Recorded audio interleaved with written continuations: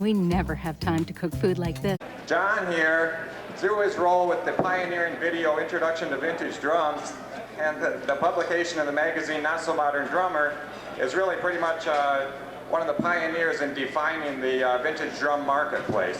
So we're going to have John talk about the state of vintage drums and drum collecting. So we'd appreciate it if you could keep the noise down, not tap the drums for about 45 minutes or so until after John talks and then Barrett plays. So if we could have your attention and keep it quiet, we're going to turn it over to John.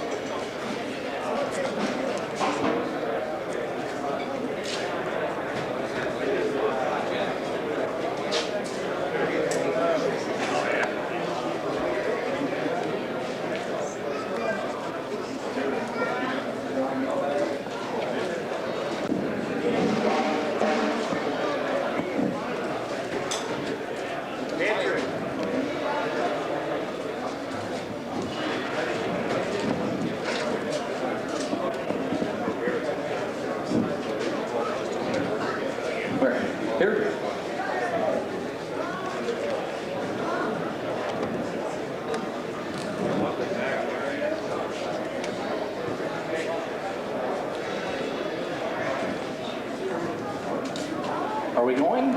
We're rolling. Ladies and gentlemen, welcome to the 5th annual Vintage and Custom Drum Show. A lot has changed in vintage drums since the first one, which if you've been in the market very long, you know that the prices have gone kind of silly, but that's not the only change that we've seen. I'd like to start my talk by just telling you a little bit about what I've experienced through publishing and writing for Not So Modern Drummer and for other publications, and what I have learned. The main thing that I have learned to this date is how much I don't know about vintage drums and how dangerous a little bit of knowledge is when you assume that you know a little bit more. If any of you bought the Guide to Vintage Drums, or you've been reading Not So Modern Drummer for a few years, as you get a little bit more into it, you'll start to pick apart all those early issues and find every mistake, and believe me, there's plenty of them. I try to keep those corrected, but I wish that everyone here would listen to this one thing. If you find a mistake anywhere in anything that I've written or Rob's written or anything that appears in Not So Modern Drummer, please, please, please tell us, because we won't know we screwed up unless you tell us. And hey, I'll make up something if I don't know it. No, I really won't. I promise I'll try to tell you, I just don't know. I got into vintage drums as a sideline to being a percussion teacher in a small junior college in Oklahoma. I was encountering the problem of buying beginners snare drums for my students, and $400 was what the local music store was selling that lovely little Superphonic 400 kit for. Well, I thought that was just a bit tight for someone on a small budget, and especially a beginning drummer, that you didn't know if he was going to last for more than 5 minutes on the drums. So I began purchasing used drums, which you could usually buy a Superphonic 400 for around $35 to $50 at that time in any pawn shop in Tulsa, where I lived, and there were many pawn shops, and I bought a ton of those. Probably went through over 100 of those drums in 3 years. And along the course of buying those drums, I started to stumble across older and older drums, which sucked me into the vintage thing. When I first became interested in vintage drums, the major expense that I had was the phone bill, because there were no other vintage drum people around me, at least not that I knew of. One of the biggest changes in the vintage drum scene since I started with it is that it's gone from being a cloak and dagger industry where everyone hides their sources, no one tells you where you can find something else. It's always, I know a guy who's got this drum, but they would never tell you who it was. And it's become more of a thing of sharing now, where a lot of people are willing to share the information that they have and tell you about the drum that they've got, as opposed to trying to hide that information from you for their own benefit to try to sell you a drum for a bit higher price. I hate staring at cameras. As I was saying, I got into this through providing student drums, and one thing that I encountered in that is that I found several drums that just sounded better than the drums that I was playing. And being the kind of guy that always had to have the very best of things, I got caught up in the big Yamaha push 10 years ago when everybody and their dog started endorsing Yamahas, and all my idols were playing Yamahas, so I bought some Yamahas. And they're great drums, and there's no doubt about it. Almost all of the major drum companies that are putting drums out today make some really nice drums if you're willing to spend the money for their top-of-the-line drum. But then again, you run into the problem of not many people have $8 grand to drop on a drum set.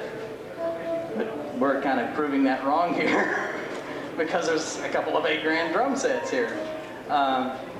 Anyway, I got into that, and I decided that when my Yamaha started falling apart after 4 years, all of the stands stripped out, and I had to go get new stands. I decided I would try something else. But in the interim, I got a set of Simmons drums. Anybody remember Simmons? Do you remember Simmons? How many of you lost megabucks on a set of Simmons drums? Everybody, don't be shy. This is the Simmons Anonymous Club. I bought a set of those for, I don't even want to say what it was. It was too much. 6 months later, I went deaf and sold them for roughly a fourth of what I had into them, and considered myself lucky just because the electronics market does die out very quickly after the drums leave the shop. That's when I decided that I would never buy another drum that wouldn't hold its value. And as you're probably aware, since you're here, the only drums that are going to hold their value and maybe even increase are vintage drums. The prices that I was telling you about, $35 to $50 for a Superphonic 5 years ago, even a 70s drum will bring $125 to $200 in good condition. And there's a million of those drums out there.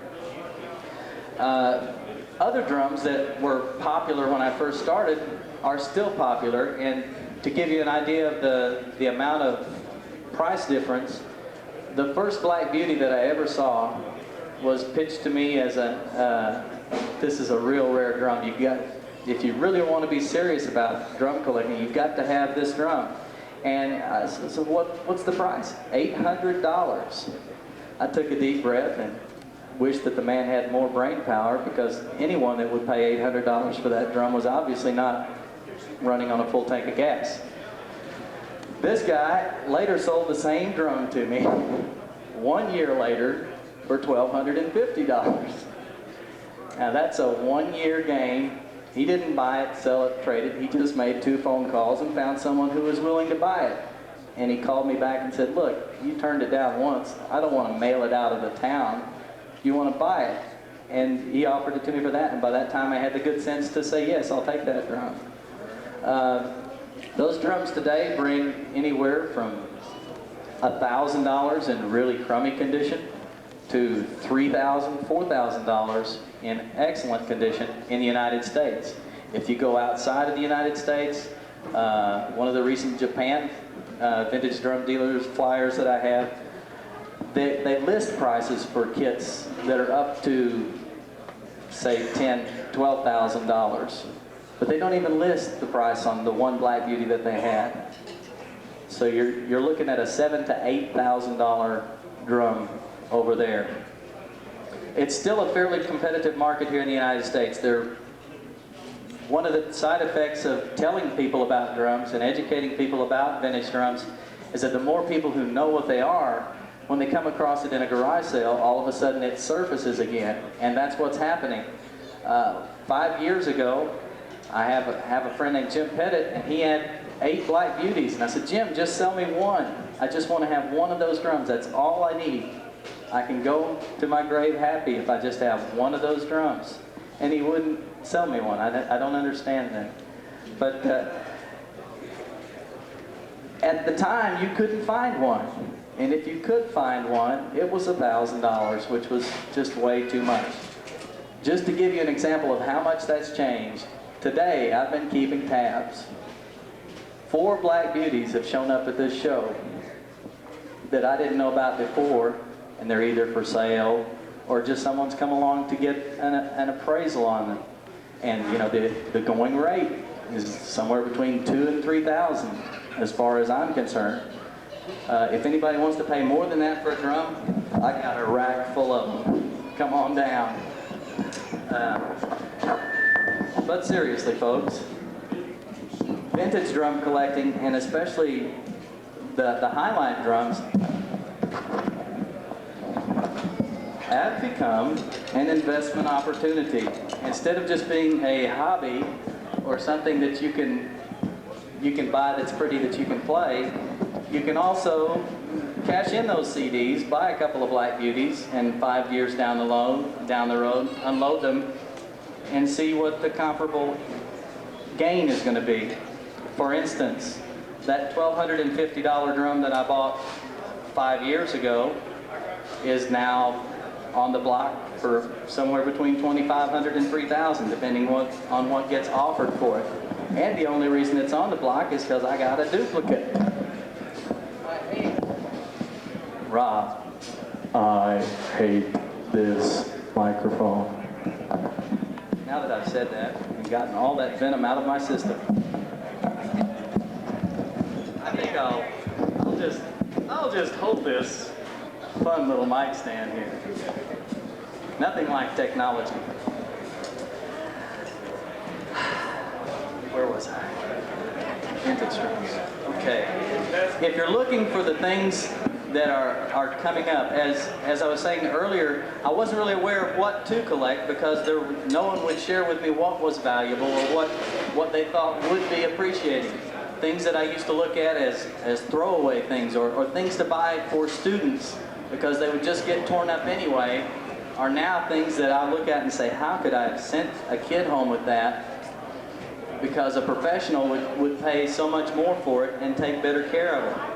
But what it all wound up to being is my ignorance sent a lot of Ringo kits to the basement again, because after coming out of the basement from the first kid who bought it in '64 and finally making it onto the market and being sold to another kid who'll play it for 5 years and then put it in the basement for another 20 years until his parents send him off to college and decide to sell that kit. Those kits are getting ridiculously high. 5 years ago, the average price for, say, a 4-piece 60s Ludwig kit in a pawn shop or at a garage sale, somewhere between $100 and $300. If you look at a Ringo kit these days, they go everywhere from $700 to $1,500. And that's a pretty good markup for 5 years. If you buy older drums, obviously they're going to already be appreciated to the point where you're not going to make as dramatic a mark on your money if you resell the drums. But 60s drums and 70s drums are becoming the new collectible, especially the psychedelic finishes, the odd finishes that you don't see every day that have a really short life. Anything that looks too ugly to take home to your mother, buy it, because it's going to be worth some money. The rule of thumb that I've seen come true time and time again is the uglier the finish, the more desirable it becomes over time. A case in point is that Pink Oyster Pearl kit back there. Where is that thing? Has it sold yet? That's ugly. That's butt ugly. But it's just cute enough for someone to love. And it's just rare enough to be a really valuable finish. They made probably more Ringo kits than any other kit made in the 60s. And that's the most valuable kit. So you can't really say that it's, well, they only made a few of these kits, that's why they're so valuable. Or the bottom line is, whatever people want is what's going to become valuable. And right now, the finishes that are rarer and more off the beaten path that are not being produced today are the ones that are starting to pick up in value. 60s Ludwig kits, 60s Slingerland kits, have doubled in value in the last 2 to 3 years. I anticipate they'll double again in another 5 years. Obviously, the curve gets a little slower as you go along.